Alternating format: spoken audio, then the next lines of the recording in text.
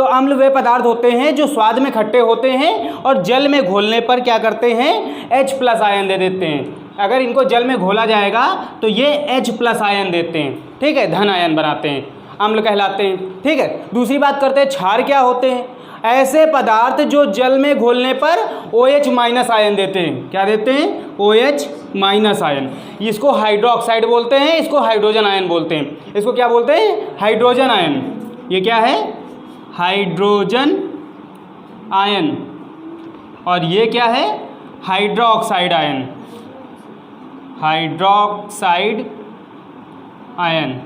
ठीक है, तो अम्ल क्या हो गए, वे पदार्थ जो स्वाद में खट्टे होते हैं, H+ आयन देते हैं, अम्ल कहलाते हैं। अगर पेपर में आएगा अम्ल के गुण लिखिए। कभी कभी क्या होता है, लॉन्ग आंसर जब पेपर में आ जाता है तो तुम लोग क्या करते हो, परेशान हो जाते हो कि हमें परिभाषा तो इतनी जरा सी भी आती है। अम्ल वे पदार्थ होते हैं जो स्वाद में खट्टे होते हैं, H+ आयन देते हैं, अम्ल कहलाते हैं। तो ऐसा नहीं लिखना है, तो ध्यान से देखिए उसमें लिखने क्या। सबसे पहला पॉइंट लिखेंगे, अम्ल वे पदार्थ होते हैं जो स्वाद में खट्टे होते हैं, पहला पॉइंट हो गया। नंबर 2, ये जल में घोलने पर H+ आयन देते हैं, नंबर 2 हो गया। नंबर 3 पॉइंट जब तुम लोग लिखोगे उसमें लिख दोगे, ये नीले लिटमस पेपर को लाल कर देते हैं। अम्ल क्या करते हैं, नीले लिटमस पेपर को लाल कर देते हैं। इसके बाद तुम अगला पॉइंट क्या लिख दोगे, अम्ल जो होते हैं 2 प्रकार के होते हैं, एक दुर्बल अम्ल और एक प्रबल अम्ल। दुर्बल और प्रबल अम्ल पहचान कैसे करेंगे, देखिए सबसे छोटी सी पहचान है प्रबल और दुर्बल अम्ल की। दुर्बल अम्ल वे होते हैं जो जल में घोलने पर पूर्ण रूप से नहीं घुलते हैं। वे अम्ल जिनको जल में घोलने पर पूर्णतया वियोजित नहीं होते हैं या पूरे नहीं घुलते हैं, दुर्बल अम्ल कहलाते हैं। उदाहरण जैसे HCl लिख दोगे, हाइड्रोजन साइनाइड हो गया। और जो प्रबल अम्ल होते हैं जल में घोलने पर पूर्णतया वियोजित हो जाते हैं, कंप्लीटली सॉल्युबल होते हैं, कंप्लीटली जो है वियोजित हो जाते हैं। ये क्या कहलाते हैं, अम्ल वो प्रबल अम्ल कहलाते हैं। प्रबल अम्ल कौन कौन से हो गए, जैसे HCl हो गया, H2SO4 हो गया, ये प्रबल अम्ल हो गए। अब हम बात करते हैं क्षार की। क्षार क्या होते हैं, वे पदार्थ जिनका स्वाद कसैला होता है या तीखा होता है। क्षार ऐसे पदार्थ होते हैं जिनका स्वाद कसैला या तीखा होता है, वो क्षार कहलाते हैं। ठीक है, ये जल में घोलने पर OH- आयन देते हैं, ये लिख सकते हैं। ये लाल लिटमस पेपर को नीला कर देते हैं। एक पॉइंट अम्ल में हमने बताना भूल गए थे और बताते रहे, इनका pH मान 7 से कम होता है, अम्ल वाले में लिख सकते हो ना, ये भी पॉइंट है। दूसरी बात तुम लोग एक पॉइंट ये क्षार में लिख सकते हो, इनका pH मान 7 से अधिक होता है। और क्षार जो होते हैं तुम्हारे जो होते हैं स्वाद में मैंने इनका उदाहरण बताया, जैसे NaOH, KOH, ये सब क्षार हैं। NaOH जो है प्रबल क्षार है, KOH जो है एक प्रकार का ये भी प्रबल क्षार है, और NH4OH ये हमारा दुर्बल क्षार है, क्योंकि इसमें अमोनियम हाइड्राइड पाया जाता है जो जल में पूर्ण रूप से विलय नहीं होता है। तो अम्ल क्षार हमारे हिसाब से क्लियर हो गया होगा लगभग सभी लोगों को। ठीक, अब हम आगे बढ़ते हैं। अम्ल क्षार के बाद बात करते हैं लवण की। लवण क्या होता है, ऐसे पदार्थ यानी जो अम्ल एवं क्षार की अभिक्रिया के फलस्वरूप प्राप्त किए जाएं। जब अम्ल एवं क्षार की आपस में क्रिया कराते हैं तो हमें क्या प्राप्त होता है, लवण। अम्ल एवं क्षार की आपस में क्रिया कराने से लवण प्राप्त होता है, साथ में जल भी प्राप्त होता है। ठीक है, तो इसके लिए एक रिएक्शन जो है वो क्या हो जाएगी, अम्ल का उदाहरण ले लेते हैं, जैसे HCl। कोरोना मरीज शांत बैठो, कौन है, देखो इसके लिए उदाहरण क्या लेते हैं, HCl प्लस NaOH। HCl क्या है, एक प्रकार का अम्ल है, इसका नाम है हाइड्रोक्लोरिक अम्ल। NaOH क्या है, क्षार, ये सोडियम हाइड्रोक्साइड है। ये क्या है, क्षार, इसका नाम क्या है, सोडियम हाइड्रोक्साइड। जब इसकी क्रिया हम कराएंगे तो दिस गिव्स क्या हमें प्राप्त हो जाएगा, NaCl प्लस H2O, ये हमें प्राप्त हो जाएगा। यानी HCl plus NaOH this gives NaCl plus H2O। ये क्या है, लवण, इसको नमक भी बोलते हैं, सॉल्ट, और इसका पूरा नाम है सोडियम क्लोराइड। H2O तो सबको पता है जल है। ठीक है, ये क्या है, जल। यानी तो तुम लोगों को कोई समस्या होगी लवण लिखने में, नहीं ना, सीधी सी बात है। अम्ल एवं क्षार की आपस में जब क्रिया कराते हैं इसके फलस्वरूप लवण तथा जल प्राप्त होता है। और क्या कहते हैं, जैसे HCl plus NaOH this gives NaCl plus H2O। और इसमें एक चीज़ ध्यान देंगे, यही अभिक्रिया उदासीनीकरण अभिक्रिया कहलाती है। यही अभिक्रिया उदासीनीकरण अभिक्रिया कहलाती है। पेपर में कभी कभी पूछ लेते हैं उदासीनीकरण ऊष्मा किसे कहते हैं, तो सीधी सी बात है, आप लोग क्या लिखेंगे, जब अम्ल एवं क्षार की आपस में क्रिया कराते हैं इसके फलस्वरूप लवण तथा जल प्राप्त होता है। इसके फलस्वरूप लवण तथा जल प्राप्त होता है तथा साथ में कुछ ऊष्मा उत्पन्न होती है, साथ में कुछ ऊष्मा उत्पन्न होती है, हीट निकलती है। तो यही जो ऊष्मा उत्पन्न होगी यह उदासीनीकरण ऊष्मा कहलाती है। किसी को कोई समस्या नहीं, पक्का, ये क्लियर हो गया। अब बात करते हैं सूचक क्या होते हैं। इसी पदार्थ का एक टॉपिक बहुत अच्छा है सूचक, कई बार परीक्षा में पूछा भी गया है। सूचक का मतलब होता है इंडिकेटर्स, सूचनाओं का वाहक करने वाले, यानी ऐसे पदार्थ जो हमें किसी भी अभिक्रिया के पूर्ण होने की जानकारी देते हैं। ऐसे पदार्थ जो किसी भी अभिक्रिया के पूर्ण होने की जानकारी देते हैं सूचक कहलाते हैं। और सूचक जो होते हैं, एक प्रकार से इसकी दूसरी परिभाषा भी हम लोग लिख सकते हैं, ऐसे पदार्थ जिनका एक माध्यम में दूसरा रंग तथा दूसरे माध्यम में दूसरा रंग होता है। यानी अम्ल में होंगे तो उनका रंग दूसरा होगा, क्षार में होंगे तो रंग दूसरा हो जाएगा, यानी माध्यम के बदलते ही उनका रंग परिवर्तन हो जाता है, वो सूचक कहलाते हैं। जैसे उदाहरण में methyl orange, phenolphthalein, litmus paper, हल्दी, गुड़हल की पंखुड़ियाँ, ये सब तुम लोग उदाहरण में लिख सकते हो। यानी हमने क्या क्या बता दिया, अम्ल बता दिया, क्षार बता दिया, लवण बता दिया, उदासीनीकरण अभिक्रिया बता दी और सूचक बता दिया। देखो अगला पॉइंट देख लेते कौन सा है।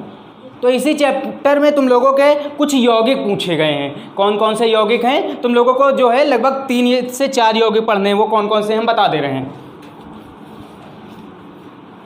देखिए पहला जो यौगिक है उसका नाम क्या है, सोडियम बाइकार्बोनेट, सोडियम बाइकार्बोनेट।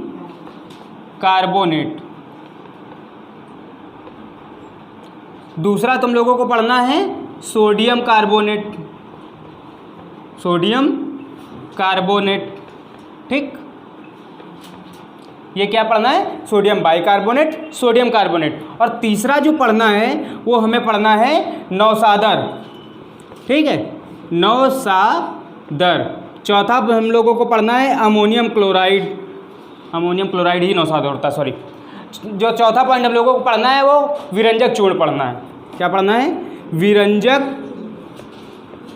चूर्ण। और इसके बाद अगला जो पढ़ना है उसका नाम है पीओपी। ये परीक्षा के लिए काफ़ी इंपॉर्टेंट और महत्वपूर्ण है, पीओपी, प्लास्टर ऑफ पेरिस, ठीक है। तो हम पहली बात करते हैं।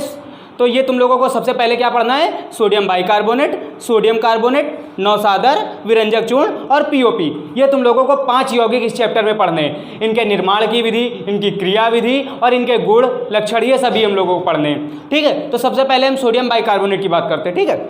सोडियम बाइकार्बोनेट यानी इसको कहते हैं एक प्रकार से खाने का सोडा।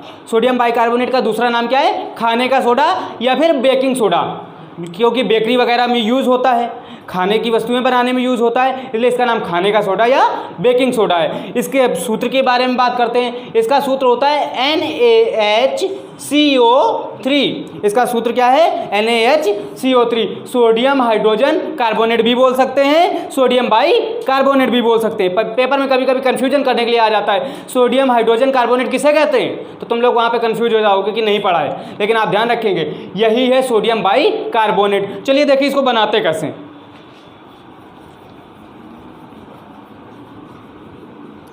सोडियम बाइकार्बोनेट निर्माण के लिए सबसे पहले आप लोगों को बता देते हैं सोडियम कार्बोनेट यानी Na2CO3।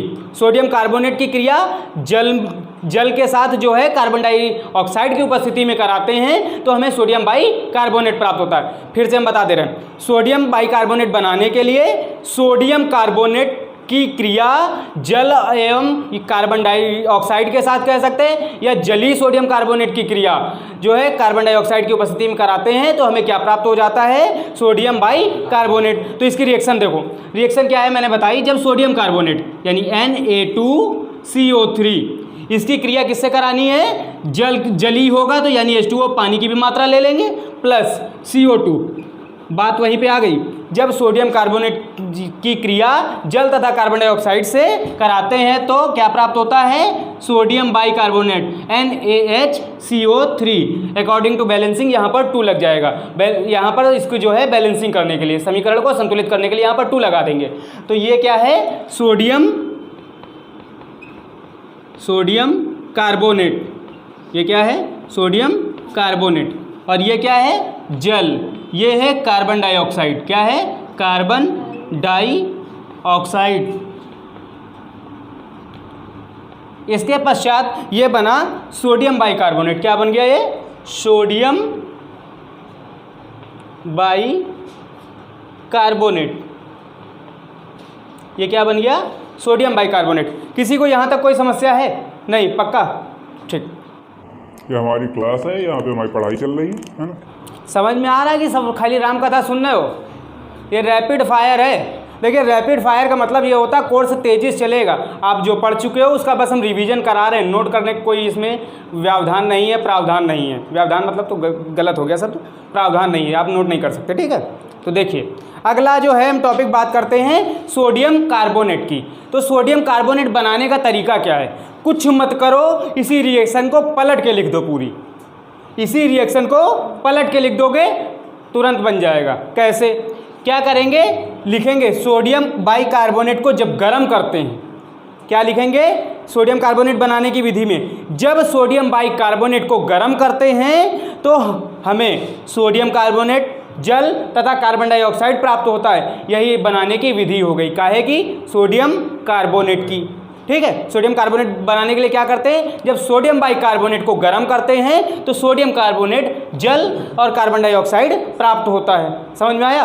ठीक। तो हम देखो इसकी रिएक्शन लिखें कि ना लिखें, कोई आवश्यकता नहीं है ना। इधर क्या करना, ये रिवर्सिबल जो है इसकी ओर चला जाएगा। इसको पहले लिखोगे, 2NaHCO3 पहले लिखा, उसके बाद ये पूरी रिएक्शन उधर लिख दोगे। तो यानी सीधे सीधे तुम्हें क्या प्राप्त हो जाएगा? सोडियम कार्बोनेट प्राप्त हो जाएगा, वो भी किससे? सोडियम बाइकार्बोनेट से, ठीक। अगला जो टॉपिक मैंने बताया था नौसादर, यानी जिसको बोलते हैं अमोनियम क्लोराइड। ये नौसादर पेपर में कई बार पूछा गया है। तो देखो नौसादर NH4Cl ammonium chloride. Ammonium chloride का मीन्स होता है नौसादर, ठीक है। जब अमोनिया की क्रिया हाइड्रोक्लोरिक अम्ल से कराते हैं तो नौसादर प्राप्त होता है। यानी अमोनिया का सूत्र क्या हो जाएगा? NH3 + HCl, this gives NH4Cl। ये क्या प्राप्त हो गया?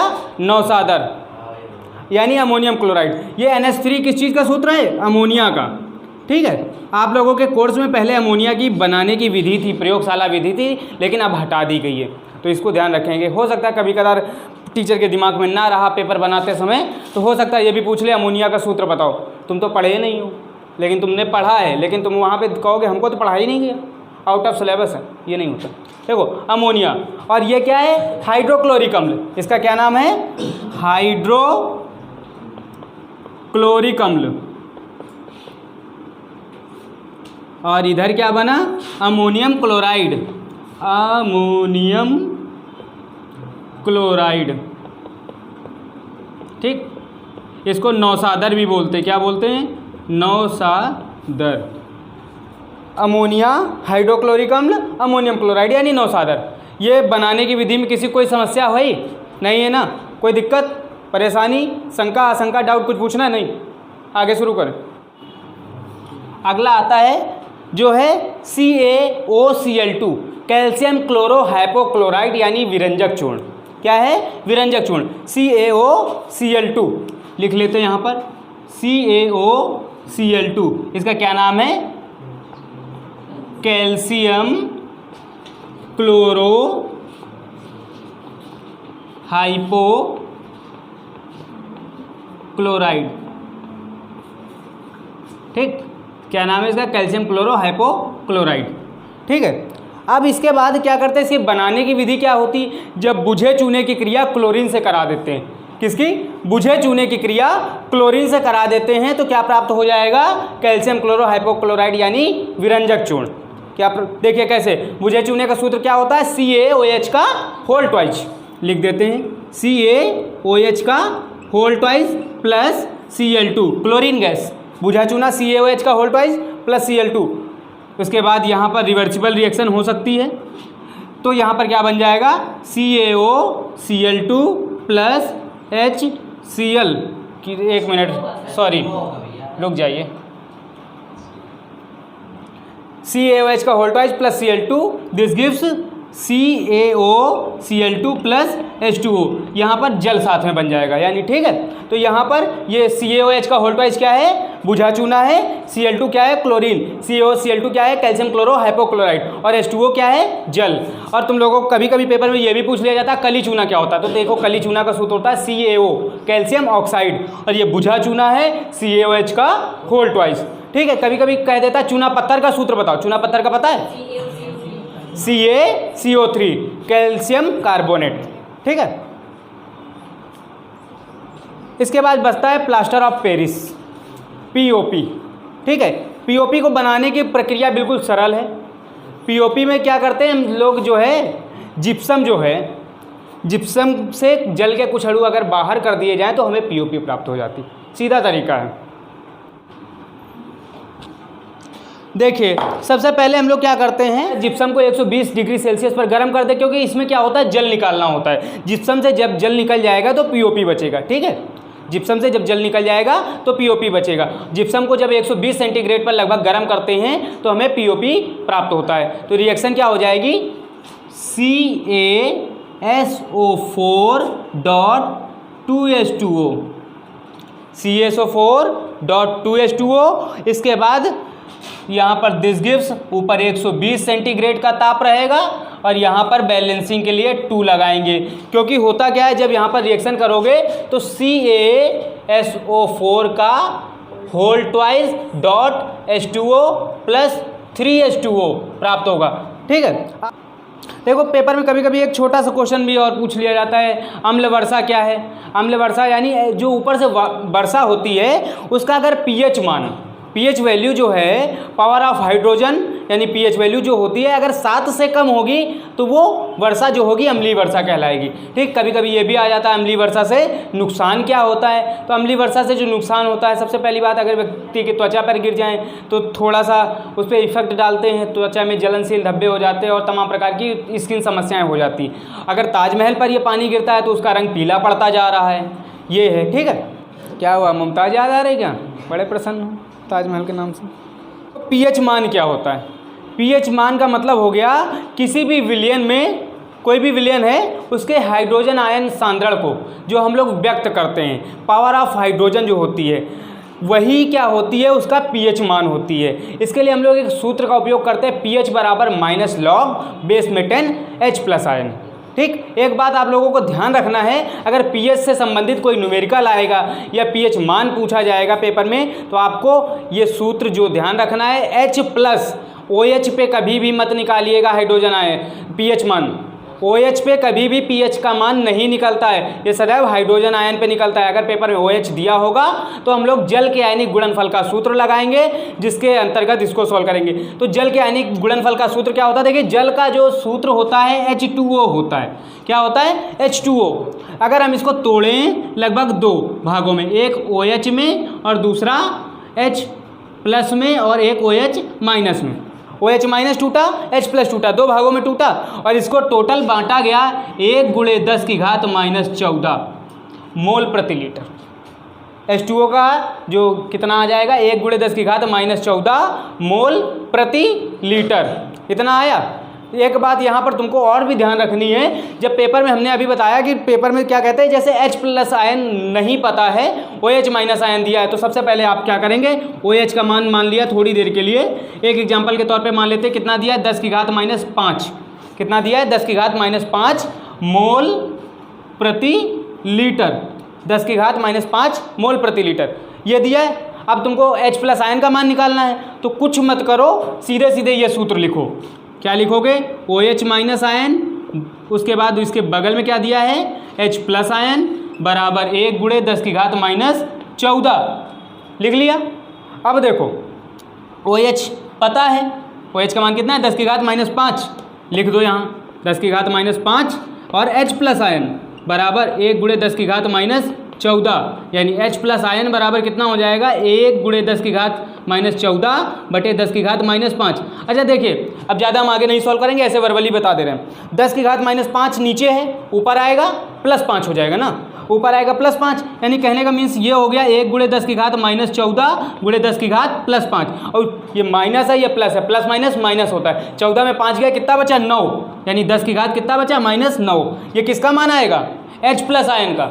तो इस तरीके से अब हम लोग pH वैल्यू वाले न्यूमेरिकल को सॉल्व करते हैं। तो pH का सूत्र क्या होता है, pH बराबर माइनस लॉग बेस में 10 और H+ आयन, यानी किसी भी विलयन के हाइड्रोजन आयन सांद्रण को उसके लघुगणक के रूप में व्यक्त करना ही pH मान कहलाता है। यानी pH बराबर माइनस लॉग बेस में 10 H+ आयन। ठीक, कोई समस्या नहीं। तो अब न्यूमेरिकल कराए जाएँ, 1-2 न्यूमेरिकल हैं, करवा देते हैं। देखिए न्यूमेरिकल पेज नंबर पे आप लोग आ जाइए 14 पे एक न्यूमेरिकल दिया है, 1 विलियन में H+ की मात्रा 4 × 10⁻⁹ मोल प्रति लीटर है। विलियन का pH मान ज्ञात कीजिए। विलियन की प्रकृति क्या है? तो देखिए H+ आयन, यहाँ पर सीधे सीधे हाइड्रोजन आयन दिया है। किताब इनको भी दे दो, है। तो हमने बताया कि 1 विलियन है जिसमें हाइड्रोजन आयन सांद्रता कितना दिया है? H+ का मान दे रखा है। H+ का मान दिया हुआ है 4 × 10⁻⁹, ठीक, मोल प्रति लीटर। और यहाँ पर एक चीज़ नीचे और भी दे रखी है सवाल में, log 2 का मान। log 2 का मान कितना दिया है? 0.3010। कुछ नहीं करना है, इसमें pH वैल्यू पूछी है। तो pH वैल्यू निकालने के लिए हम लोगों को अभी थोड़ी देर पहले मैंने सूत्र बताया, pH बराबर -log बेस में 10 और H+ आयन, ठीक, ये हो गया। pH बराबर -log, वैसे ही रखेंगे, 10 वैसे ही रहेगा। H का मान कितना है? 4 × 10⁹, तो 4 × 10⁻⁹। यहाँ पर log m × n का सूत्र लगाएंगे। कौन सा सूत्र लगाएंगे? log m × n बराबर log m + log n का, log m + log n बराबर -log। तो यहाँ पर एक चीज़ ध्यान रखेंगे आप लोग, सबसे पहले जब log m + log n, minus बाहर कॉमन ले लो, एक बार log बेस में 10 4 प्लस log बेस में 10 ये 9, ठीक। यहाँ तक कोई कन्फ्यूजन नहीं, क्योंकि इसको मान लिया m, इसको मान लिया n। इसको क्या मान लिया था हमने? m, और इसको मान लिया n। log m + n बराबर ये हो गया। अब दूसरी बात, यहाँ पर इनको क्या करते हैं? पावर के रूप में व्यक्त कर लो। log 10, इसको 4 को 2 की पावर 2 लिख सकते हैं, लिख दिया, प्लस यहाँ log बेस में 10, यहाँ 10 की पावर -9 है ही, तो कोई समस्या नहीं होगी, नहीं होगी ना। अब इधर देखो, एक फार्मूला और उपयोग करते हैं, log m की पावर n बराबर n log m, n log m। तो यहाँ पर आ जाइए, देखिए करते क्या है, यहाँ पर आप लोगों ने ये इतना निकाला था, अगर m की पावर n था तो n log m हो रहा है, यहाँ पर 2 की पावर 2 है तो 2 log 2 हो जाएगा।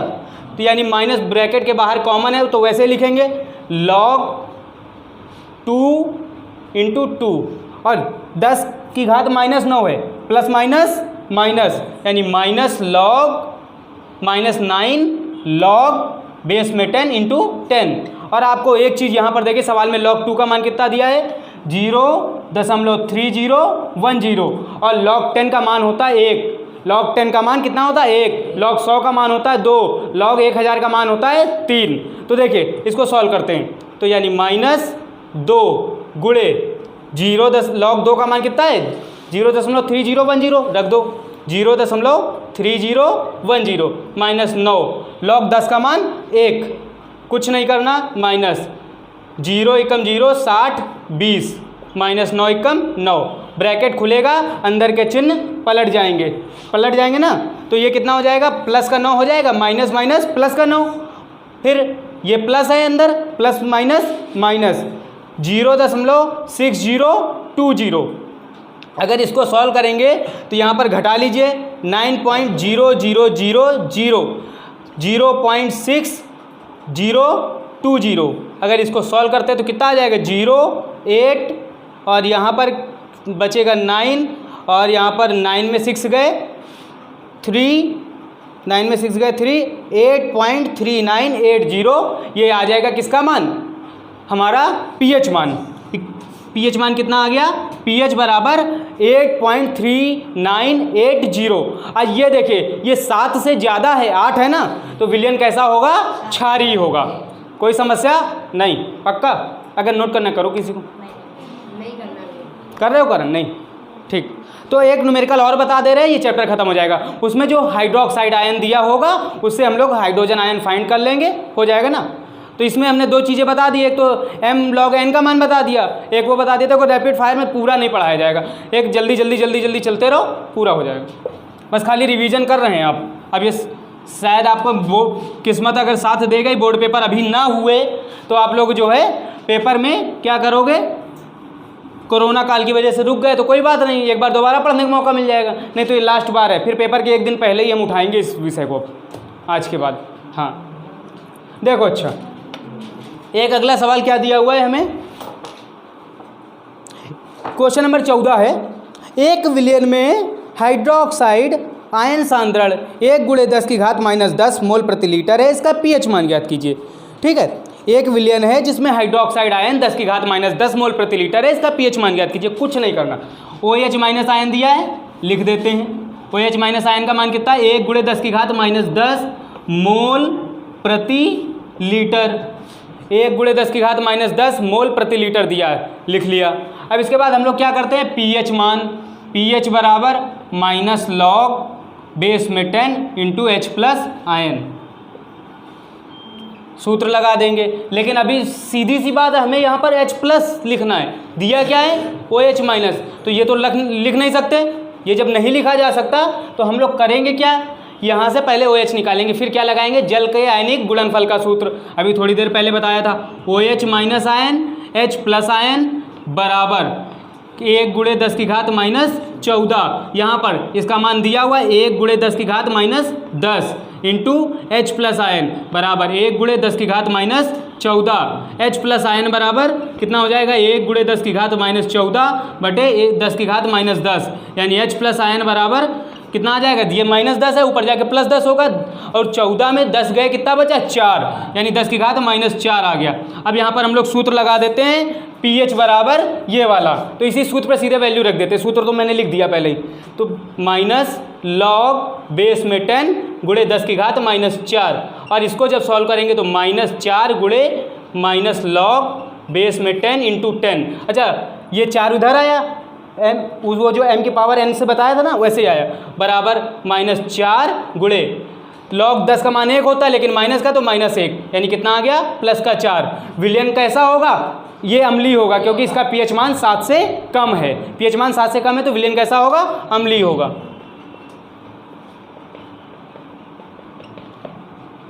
अब एग्जाम में धुआं करके आना, बता दिया है, ठीक है। हाँ।